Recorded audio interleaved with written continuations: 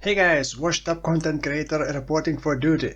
So patch notes for the next Path of Exile League dropped, and you probably already either read the news, read the patch notes, or saw the videos of the patch notes. So I'm not gonna go over the full patch notes. I'm mainly making this video because I just want to make a video about something, and also very much would like to hear your opinion about all these changes. What are you hyped about? What are you not hyped about? What are your build ideas, especially build ideas?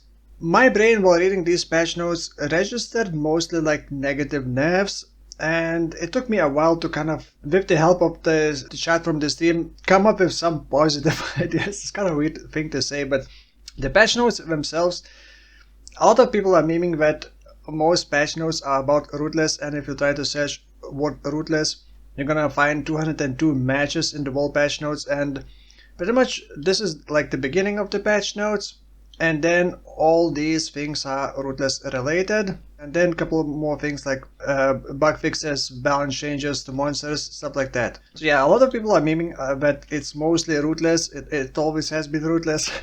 There are quite a lot of nerfs and even changes that don't make sense in my head. Why make it more annoying to summon your minions after we die, that are not supposed to die but we are squishy so we're still gonna die? Guardian lost a lot of speed, lost onslaught, lost resistances, lost curse immunity, lost stun immunity, and I'm not sure if the new things that Guardian is getting, mainly like 2 new minions, are gonna outweigh all the things that the Guardian is losing. Those changes seem like really weird to me. But that's one of the things I would say, be careful if you plan on starting Guardian. I would recommend you to not start Guardian, let someone else start with the Guardian and then see the reviews of the Guardian. If those minions are strong, good, it's a win. If those minions are bad, you would struggle with Guardian. So it would be risky to start with a Guardian. Chieftain, pretty much similar story.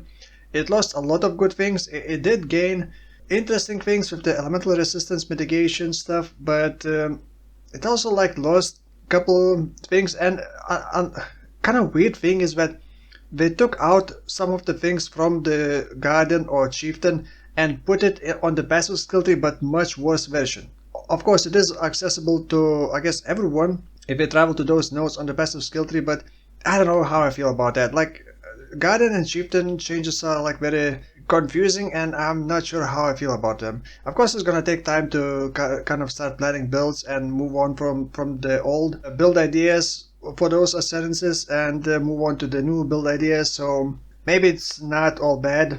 Then we didn't get any new skills, which is again sad but kind of understandable, but still sad, and I think it's gonna, well, we kind of added a bunch of new support gems that are basically taken from the skills. So trauma support, which is taken from the bone shatter, so any skill can be like bone shatter now. I'm not entirely sure why is that so exciting to people. We don't know all the information about the new gems, like the numbers. Some support gems, some new support gems sound very similar to what we already have right now. It's just a matter of numbers. I don't know how I feel about overall content. The league mechanics, I'm also not sure. I'm gonna have to try the new league and to figure out if I would like it or not, but it's not your typical hunt thousands of enemies in a couple of seconds kind of scenario. It's more like fight these 5 enemies or however enemies there are in 1 minute or something like that. So yeah, I'm not sure how I feel about that. Maybe it's gonna be more fun than I expect. We are getting at least I believe 15 new unique items. There are some weird balance changes to unique, there are in general some weird changes that don't make sense, like this, let's say Alberon's Warpath. Essentially you will only be able to summon 1 skeleton at a time. If you, let's say, have 12 skeletons maximum and all of them die, well, now you have to summon skeletons 1 at a time. Normally without those boots you could, I believe, with level 20 or level 21 summon 4 skeletons with 1 click. But if you use those boots, you're only gonna be summoning 1 skeleton. So why does, these boots are not strong, they're not used often, so why make these kind of weird changes? And there were a couple more examples, I just don't really want to search for them. I marked a couple things that I may attempt to do. I'm very sad that Soul Eater got nerfed. not really Soul Eater, but Temporal Chain got nerfed. It's pretty much gonna be almost pointless having Self-Color's Temp Chain, because instead of 40% effect or expiration slower, it's gonna be 25%, but on player it's another 50% less, so you're only gonna be getting 12.5%, was it 12.5? Yeah, 12.5% expire slower versus 20% from before. Getting enough course effect, it's gonna be very difficult for the self-course Temp Chain. So that's definitely gonna affect one of my favorite builds, which is Soul Eater. Now there's interesting support gem that could work really well for Soul Eater, but then again Soul Eater is gonna be harder to do now. Controlled Blaze, which essentially increases the ignite damage but lowers the hit damage for melee attacks based on how many ignites you applied recently. And I'm not sure how exactly it's gonna function. Is it gonna work against the same target, reapply ignites? Is it only gonna work against the separate targets? Is it only gonna work again when the ignite expire? I assume it's gonna work when you reapply ignites. That would make sense. But so if you attack like 10 times per second, you create like 40 instances. Will this support gem have a limit? Maybe it's gonna have like a limit of, I don't know, 10 instances to limit the damage scaling. But I hope that it doesn't. It would be more fun, but I would understand if it does have a limit. Now another like interesting things that I marked: Hidden Blade no longer has cooldown of 0.5 seconds. I wonder what exactly does that mean. Will it have a proc rate rather than cooldown? Will you be able to dual wield them that way? Because like normally right now it still procs 2 times per second while you have phasing. So how would it proc after these changes? It must have like some kind of trigger rate rather than cooldown. Hidden Blade was never really strong. You can with a lot of effort make it strong, but it was never really strong and it was difficult to make it usable, so I'm not sure why these changes. Stun builds. Stun builds I think are gonna be a thing because many bosses losing stun immunity. It never really made sense to me that not the end game bosses like Kitava is still gonna be stun immune, but let's say Betrayal monsters, Betrayal Exiles are immune to stun still right now, but they are not immune to freeze. So it's kind of unfair that you can just permanently freeze enemies, but you cannot even stun some enemies. So maybe that's gonna like level the playing field between stun and freeze builds, because I really like the stun builds. And I wanted to experiment with stun builds last league, but I just didn't really, I guess, have the energy or desire to do it last league. Cast on Death builds, or just in general using Cast on Death for the league mechanic is gonna be a thing, because the new league mechanics, you don't really die. Like if you lose, you don't really die. So even in hardcore, when you die, you're not really gonna die and lose your character. So which means you can actually use Cast on Death mechanics. And Cast on Death did not get nerfed. Maybe it got nerfed in the past, but yeah, that's one of the ideas. So yeah, as for the Atlas mechanics, I personally am interested in Blight, Legion, and Torment.